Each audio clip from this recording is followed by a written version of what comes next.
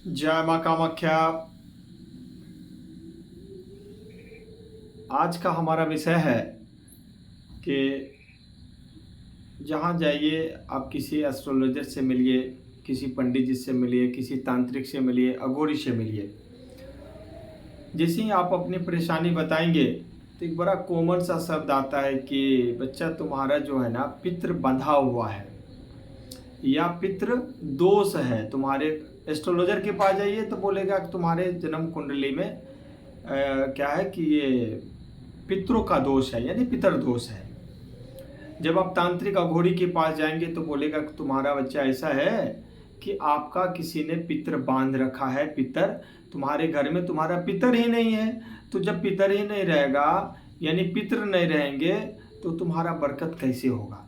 तो आज हम इन्हीं विषयों पर चर्चा करेंगे कि यदि ऐसा है तो इसका समाधान क्या है, किस प्रकार करेंगे। क्या हमें किन्हीं अघोरी के पास जाना होगा, क्या हमें किसी तांत्रिक के पास जाना होगा, या खुद से इसका समाधान किया जा सकता है। तो चूंकि खुद से समाधान नहीं होता तो मैं वीडियो बनाता नहीं।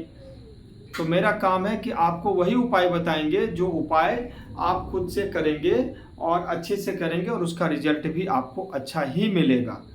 ये मेरा खुद का अनुभूत प्रयोग है और खुद मैं काफ़ी लोगों को बताता हूँ जो भी हमारे पास आते हैं।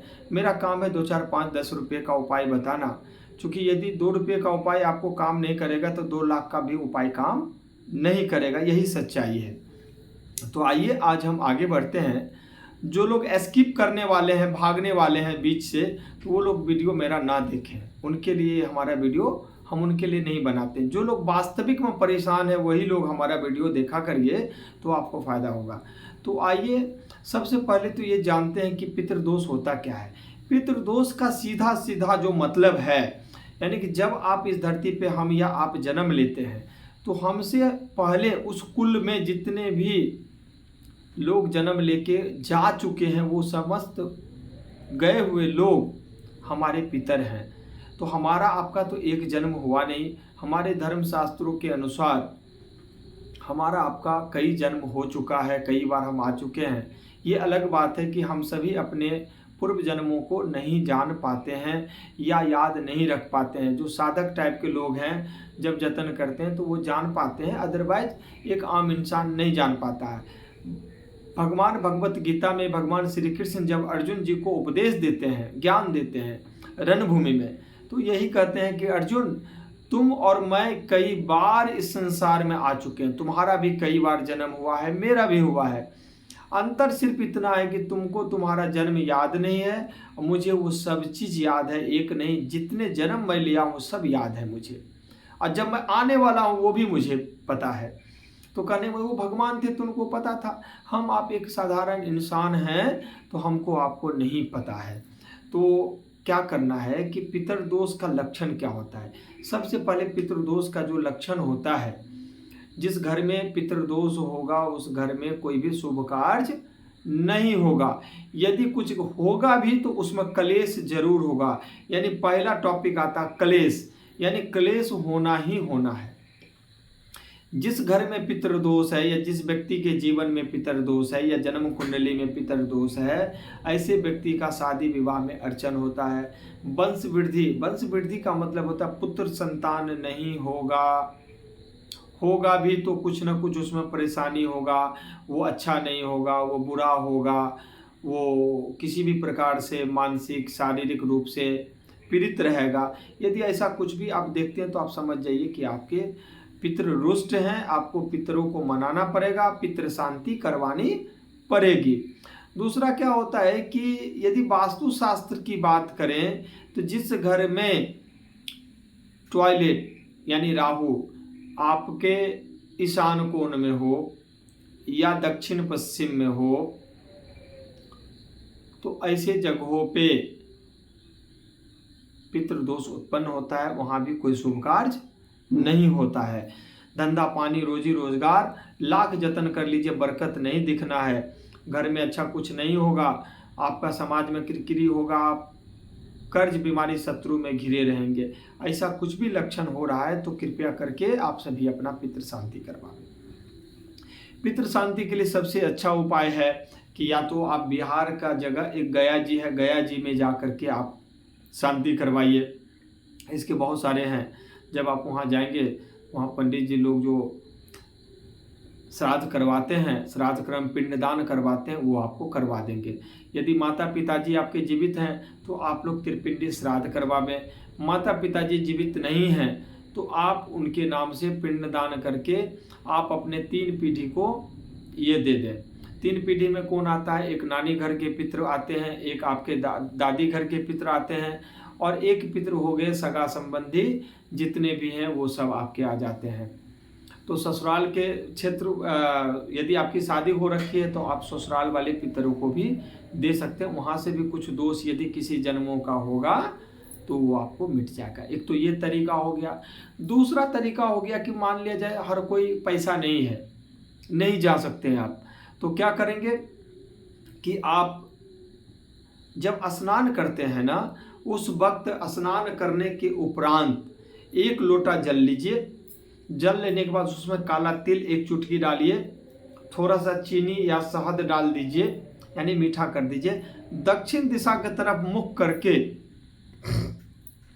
दक्षिण दिशा की तरफ मुख करके सीधा सीधी कहना है कि हे हमारे समस्त जन्मों के पितृ, मेरा नाम ये है, मैं अमुक गोत्र से हूँ, मेरा गोत्र ये है, मैं फलाने स्थान से हूँ। मान के चलिए आप दिल्ली से कर रहे हैं तो आप बोलेंगे मेरा नाम राम, मैं गोत्र वशिष्ठ, दिल्ली से। हे हमारे पितृ, मैं आपको आह्वान करता हूँ, आप मेरा आह्वान स्वीकार करें, मेरा प्रणाम स्वीकार करें और इस यहाँ पे आइए। मैं आपको ये जल और तिल दे रहा हूँ, आप इसे पान करके अपने आत्मा को तृप्त करिए, मुझे अपना आशीर्वाद दीजिए। हे पितृ, हमसे कुछ गलती हो गई हो तो मुझे क्षमा करने की कृपा करें। मैं आपका ही बच्चा हूँ, मैं आपके वंश का ही लाल हूँ। मैं सुखी रहूँगा तो आप पितृलोक में सुखी रहेंगे, मैं दुखी रहूँगा तो कहीं ना कहीं आप भी दुखी रहेंगे। तो हे पितृ, मैं चाहता हूँ कि आप भी दुखी ना रहें और आपकी कृपा से मैं भी दुखी ना रहूँ। जाने अनजाने किसी भी जन्मों में हमसे कोई पाप हो गई हो, कुछ भूल चूक हो गई हो, आपका मैंने हृदय दुखाया हो या वंश में किन्हीं का भी हृदय दुखाया हो जिससे आपका आत्मा कुंठित है, तो आप क्षमा करें। मैं बारंबार आपसे क्षमा याचना करता हूँ। इस प्रकार से आप लगातार 41 दिनों तक करिए, 41 दिनों तक। और रात में सोने के समय भी आप अपने इष्ट को और पितर के को एड्रेस करते हुए इसी प्रकार से पश्चिम दिशा की तरफ घूम के क्षमा याचना करिए और फिर सो जाइए। देखिए कुछ ही दिनों में आपको चमत्कार सा दिखेगा। एक तो ये हो गया। दूसरा, एक चॉकलेट मीठा ले लेना है। चॉकलेट मीठा लेके क्या करना है, आपको कुछ नहीं करना है। चॉकलेट को खोल के किसी पीपल पेड़ के पास लगातार आप एक टॉफ़ी आप देना स्टार्ट कर दीजिए, जर में रख दीजिए।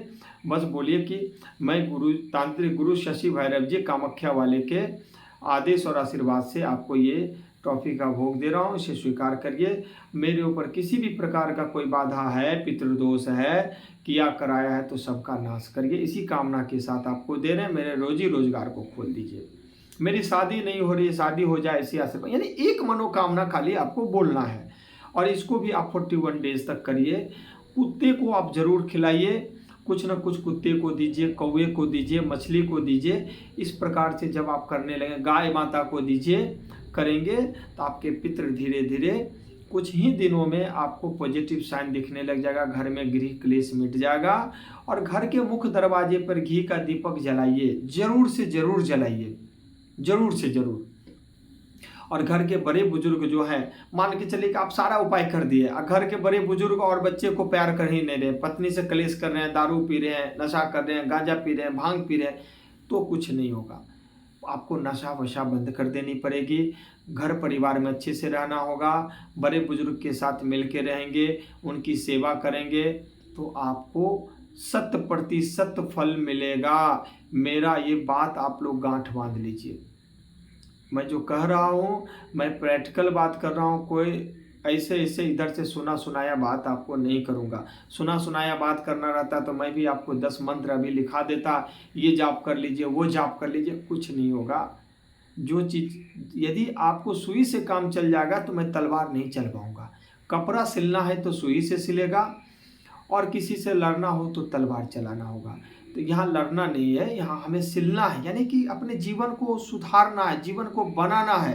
तो यहाँ छोटा सा यही उपाय आप करेंगे तो आपका कल्याण हो जाएगा। एकदम कल्याण होना ही होना है, इसमें कहीं किंतु परंतु की बात बिल्कुल भी नहीं है। तो इतना आप कीजिए। जब पितृपक्ष आएगा तो पितृपक्ष में हम वो 15 दिनों में साधना करवाते हैं, पितृ साधना। तो आप सभी वो साधना भी कर लीजिएगा, तो आपका बंधा पितृ भी खुल जाएगा। पितृ आके आपको दर्शन भी देंगे, बोलेंगे भी कि उनको क्या दिक्कत है, वो कैसे मुक्त होंगे। तब तक के लिए आप फिलहाल पितृ पक्ष आने में अभी समय है 2 महीने का, तो लगभग 1.5 महीने का समय है। तो आप लोग ये करिए, बहुत आनंद आने वाला है, मज़ा आ जाएगा। इतना ही करिए, कुछ पैसा लगना नहीं है, छोटा सा उपाय है। दुनिया के किसी कोना में आप रहिए, आप स्नान के बाद उनको जल दे दीजिए, दक्षिण दिशा की ओर घूम के क्षमा याचना कर लीजिए, और इन सब चीज़ों को एक टॉफी चींटी को दीजिए पीपल के पेड़ के पास। इसी में आपका चमत्कार हो जाएगा, आप मेरा विश्वास कीजिए। तो जय माँ कामाख्या।